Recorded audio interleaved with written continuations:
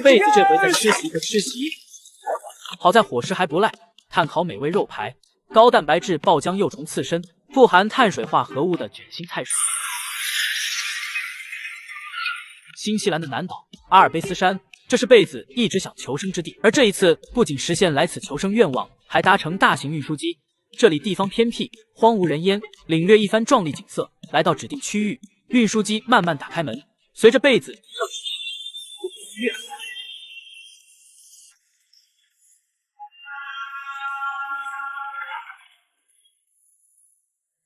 随后降落在一片开阔草地，快速脱下来降落伞，收进去背包中，正式开启随身挑战。这一次要去方向面前是一座高耸山峰，走直接当然最短，但这实在太困难，非不绕也得绕道。走了一段草地，进入到林中，往山上前进。过了一会，在这边发现一条河流，就在深深的山谷当中，而对面就是岩石崖壁，看起来从这边是根本过不了，直接沿着河流边行走，走到地势比较低的位置，进入河流中，接着沿着河流顺流而下。没一会，这边遇到高耸瀑布，正当我以为可以往下爬去，再路过一处光滑岩石，这下出问题了，谁也不要差点就这么全身8人失血。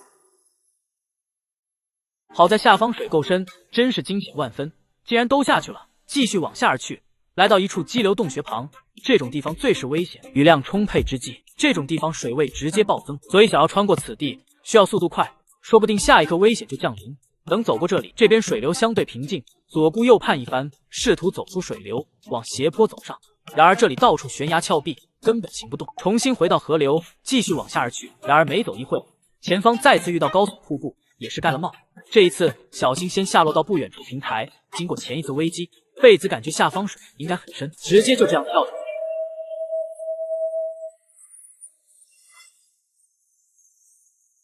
好在这一次算赌对了，有点劫后余生的庆幸，还有点激动。正当想要继续往下，这边又遇到瀑布，实在是没完没了。如果说刚那一次算走运，这一次可不敢冒险。往一旁走去，爬上斜坡，这里有个平台，继续往上爬去。来到这边有树木旁，而对面就是道路，想要过去那边也不容易，自己身上没有工具，这时候只能靠这个了。收集来木头，给它砍成一节节，接着掏出降落伞绳子，把木头绑在上面，再拿来长木头，给它钉在这个木头上面，使其不能向后倒去。自己人则是爬到树上，直到来到树木末端，这种很危险，实际上一点都不安全的行为，还是切勿模仿。之后摇晃树木，使其倒回去对面。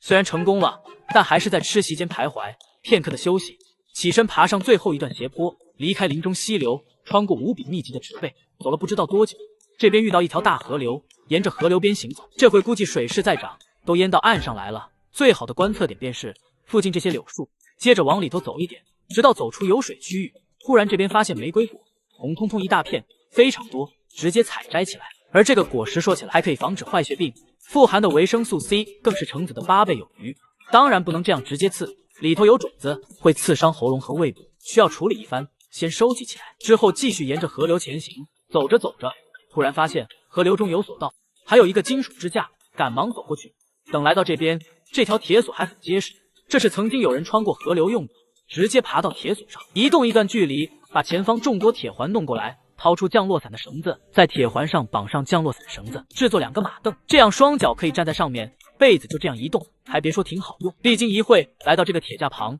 人先站到里头，但这会铁环过不了了，只能放弃了。最后一小段距离，被子冒险过去，双手双脚紧紧盘住铁索，前行一段距离，有点累人，先是倒翻过来，在铁索上休息一会，完事继续前行，顺利来到河流对面，接着继续往前走去，进入起伏山脉。被子这会爬着斜坡往上前行，不知道历经多久，来到顶部，观察着地形，下方山谷很深，而山脊线更是延绵不绝，看起来艰难险阻。这才刚刚开始，为了有些保障，被子掏出降落伞布料，给它切割成条状，一头先绑在石头上，这样就方便制作绳子。没一会就有了段结实的绳子。接下来继续沿着山脊线前行，这边无比陡峭，小心绕过着危险之地。很快前方断崖阻挡去路，查看下方又是非常陡峭。面对这种局面，之前做的绳子就起到作用，把一头绑在石头上。这时候拿出来降落伞绳子，绑在自己身上，利用连接扣和红绳子绑在一起，准备好开始往崖壁下降。周边岩石非常锋利，尽量让绳子不碰到那些锋利岩石，期间踩的石头还脱落，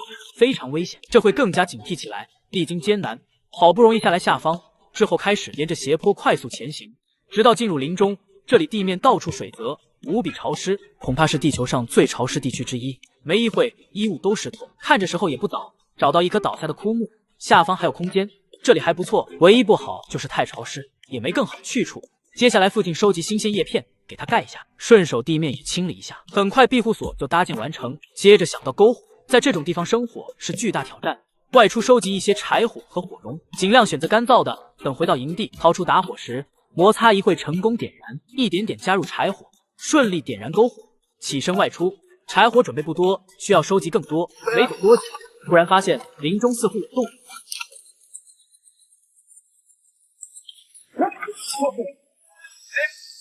贝子赶忙跟随，拿着棍子追击上去，就在树穴附近动手，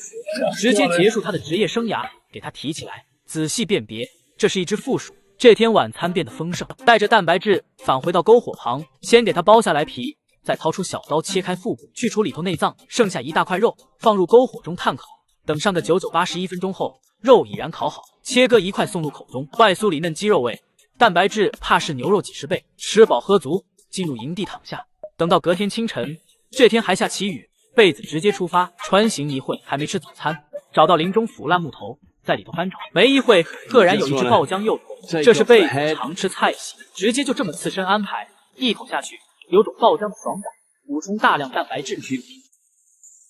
之后起身继续前行，还没走出个180米，再次遇到林中溪流，贝子走上前，沿着溪流前行，不知道历经多久，小溪流汇入大河流中，贝子从上方下来，站在这边思考，两边都是高耸崖壁，只能考虑走水路。虽然行进速度快上不少，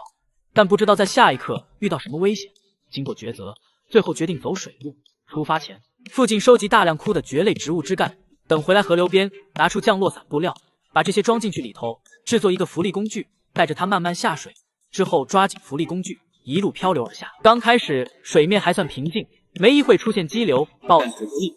任由激流冲刷。